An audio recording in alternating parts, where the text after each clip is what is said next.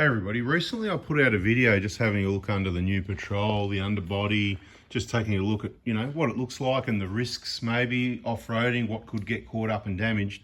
So just as a fresh comparison, I've got this stock standard old first compliance 2008 V6 120 Prado. So let's take a quick look at it, really quick one under the bonnet and a bit more detail underneath to see as a comparison what could get damaged and caught up to compare this old Toyota to a bit of an old design Nissan, the Y62. I mean, it's been around for a long time, over a decade, so it's not like it's a new thing. But let's take a look. And then in the comments, if you like, just let us know with the Y62, if you've got one, if you follow the info on those, do many people get caught up on those things that I pointed out in that video? Because, I mean, it's certainly a risk, but does it actually happen? And the other thing is, depends how you're using the vehicle. If you're just in sand and sand dunes or dirt roads and all that, you're probably going to be fine. But if you're getting out on tracks with a lot of debris and sticks on the ground, like we do quite often, a lot of things coming out, and they do still get caught over other components, and sometimes things get damaged. So that's what we're going to point out on this vehicle, the sorts of things that have been damaged on normally the diesels and even the Hiluxes. There's some things that can get caught up, but my memory is it's nowhere near as bad as the Patrol. But then maybe I'm wrong. So this is stock standard. Let's get it up in the air and have a look what we can see. Before we get under the car, just quick opportunity to remind a few people, or the people that missed it, of a few things. It won't take too long. I don't use Messenger on Facebook, so that's not how you contact me. The workshop information page is called the Prado Hospital, even though some people are saying it's a bloody Patrol hospital. Just like the YouTube channel that's called 4x4 Diesel. People are saying should be called 4x4 Petrol, but anyway, just having a look around with some different vehicles at the moment. That number there, that is a text message service to purchase parts kits or to book into the Prado Hospital. It's not a tech hotline. You won't get a reply, especially because most people that don't listen, they send the message after hours or on the weekend. So that will be ignored and not seen, unfortunately. And there's our Facebook groups. If you're in Australia, Oz Prado crew, Oz Hilux crew, bada bing, bada boom. Let's have a look underneath his car. If you do want to purchase any of those parts kits, preferably Monday morning text message, you can get the front wheel bearing assemblies, as have just been replaced on this vehicle. Bada bing, bada boom. I personally get all the 6 different genuine components and put those together myself, including my personalised extra little trick that will hopefully help it last longer. Once again, those plastic flaps in there, off topic here, but this one's falling apart. It'll be gone soon. I've cut the broken part away. It's just to make it look nice and neat. It doesn't stop anything from going in there. It actually helps you clean and inspect the vehicle better. But each to their own. If you want to replace them, go ahead and replace them. All good. In case you missed it, the brakes, the pads and rotors from lsiauto.com.au, and there's a discount code, like the YouTube channels, 4x4-2025 is the current number. Bada bing, bada boomski. Now let's have a look underneath this vehicle and see all the obvious things that you might get caught up with. In fairness, I've got the light on the camera. I've got a headlight on, that thermo rubbish, okay? And I'll have reviews on that soon. Yep, I got sucked into it as well. It's not too bad, but we won't talk about it in this video. This video, we're having a look at the standard. This is a stock standard Prado. I might have freshened up some stuff, put some struts from the 150 diesel that are a bit heavier and hold it up a little bit taller in, and you can see some grease sweats around on the old vehicle. It's had drive shafts replaced and all that, but not by me. And mate, what an awesome vehicle, I reckon. But look, let's have a look. Let's imagine we're driving down the tracks, and we've certainly got less clearance in this vehicle. It hasn't got the clearance that the Patrol has, but out of the box, but it's got a shorter wheelbase, so it'll probably do about the same, do okay also.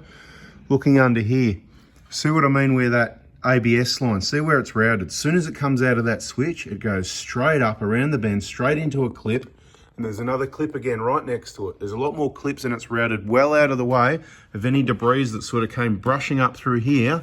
That is not going to get caught up on anything. So at the front, nothing hanging down off the front bar as far as wires or lines and pipes that look smaller, that if they get caught up, they could get damaged or broken. That's what we're looking for. Not, of course you've got a control arm here, it's going to get hit. Your bash plate might get hit, it's going to get scraped and all that sort of thing. So moving down the vehicle, like something scraping down or some sticks have gone and, poked up there. So far, so good, back of your plate here might get hit, your exhaust, these, I call these the hang-ups, because this is, if you haven't got the clearance, this is what scrapes where you get hung up.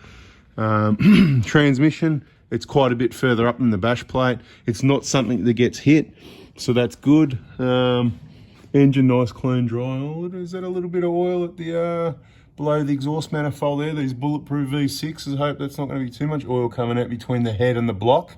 Right, yeah. Anyway, the bulletproof V6s.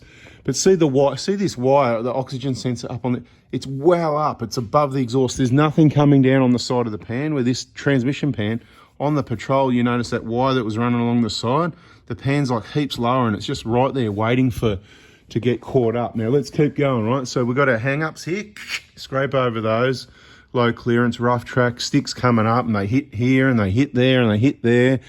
And look, on our 120, it got caught up. One stick got caught up underneath this heat shield on the above the catalytic converter on the 120 diesel.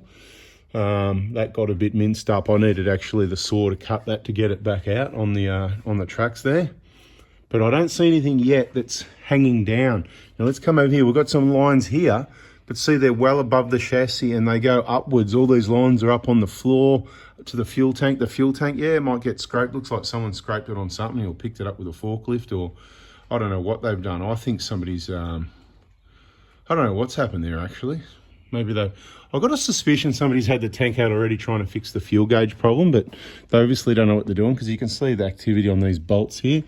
But we're not looking at that though. I'm looking around. I'm still looking around trying to find some wires and some lines and some things to compare to the Patrol.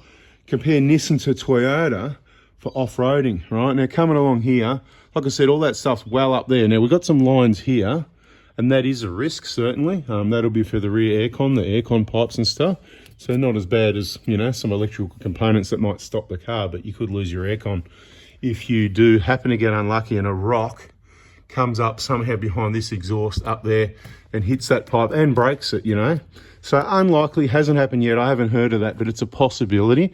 Right, so I'm not hanging it on V6s. I'll just give you the information how it is, right? The way I see it, we just say it how it is. No need to get upset, right? You know, there's pros and cons of every vehicle and engine and transmission and all that. I'm just telling you how it is. I'm looking around for hang-ups. I don't see anything, right? There's nothing. And that's what I thought. That's how I remembered these Toyotas. You know, you got your handbrake cable there, which I'm not worried about. It's not going to stop the car, but it's solid. It's got clamps. You know, it's quite, you know, you can yank off it. It's not something that's prone to, you know, it's going to be the end of the world. But see, it's up above the trailing arm. The bracket's above it. It's secured up out of the way. Sway bar. So, okay, we've got up well above the diff is our ABS lines there. There's got to be something hanging down somewhere to get caught up. Now, this is one of the risker factors, but it's never happened to anyone that I know of. It's at the rear of the diff. It's above the diff. Like I said about the clips. Look, clip, clip, and then it goes back around there, clip, comes along here. I mean, look at all these clamp. I mean, these things are bloody rock solid, right? But it's up out of the way, right? I'll just back it up a little bit. See what I mean? The lines are above top of the diff. There's always a risk that a stick could come up here by chance and go. And on the Hiluxes, they're more prone to that, okay? So beware of that situation near the rear of the vehicle and check our vehicle inspection playlist. I think it's called Service Inspection. And you'll be able to see underneath a lot of vehicles and learn a lot of stuff from those videos. Getting towards the back, tow bar plug, getting hit here is always a risk because it's tail end if you're going off-road. I always bend that bracket upwards, even up against the paintwork, hard up to give it more clearance. And I would reroute this wire in a little bit more so it's not hanging down waiting to get caught up by something. So just get it right in, tucked away. Take your tow bar out when you go off-roading. The tailpipe might get hit. I've done that plenty of times. Granite Creek in Tasmania, been over there a few times and scraped the tailpipe on the other 120. But you see what I mean? There's nothing underneath here that I see a problem. I like this car, but there's nothing hanging down. Like I could take this off-road stock out of the box. I might scrape a bit, but everything that scrapes, like if I scrape the bottom of the diff, not going to matter. It's all solid steel, not going to matter. Right? So if I scrape the fuel tank, yeah, it's going to put some damage on it here, and I've seen it 1,000 times. It's not going to stop the vehicle. These things on the Prados, they don't get hit, so I'm not worried about that. The exhaust here on the V6, that's something that I'm not used to looking at because all the cars we see, most of them are diesels, since the majority sold with diesels, since that's what people purchased for, well, it would seem to me obvious reasons, but I like the V6 as well. Hey, look, I've got one. I had to demonstrate to you how much I do actually like it. I don't hate it, but it's going to chew the fuel and it's not the best tow vehicle. But that's not what this video is about. This video, I'm still looking around trying to find what's going to get hung up. So I've gone off-roading. I'm going to be careful not to scrape this exhaust too much, but tell you what, it looks pretty solid. I don't think you're going to put too many dents in that. And if you do, well, it's only one side of the V6 that can't breathe.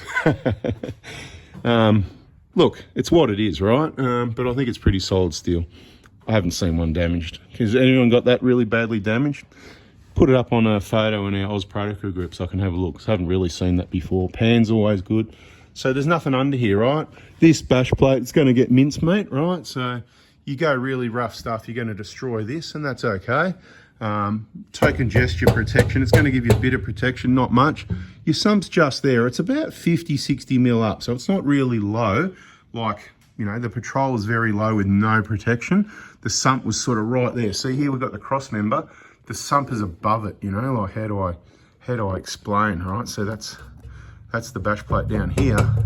That's the sump up there. So not ideal, and that's why one of the first things for off-roading I say, front sump guard, kaon.com.au, and make sure you check out the Strenex stuff, because that's stronger and lighter, because it's thinner and stronger. What is it, 70, 80, 60% stronger? I can't remember. 70, 80, 60% lighter. I can't remember the stats on it. You can put it in the comments, everyone. Who's got the Strenex? I've got it on the 150 Prado. The old 120's got the heavy-duty 4mm plate, which is just unbreakable so far. I've got quite a few scrapes in it. I've hit things hard. Anyway, that's a video with plenty of waffling. Bada bing, bada boom, baby. What an off-roader. Ready to go. Catch you on the tracks.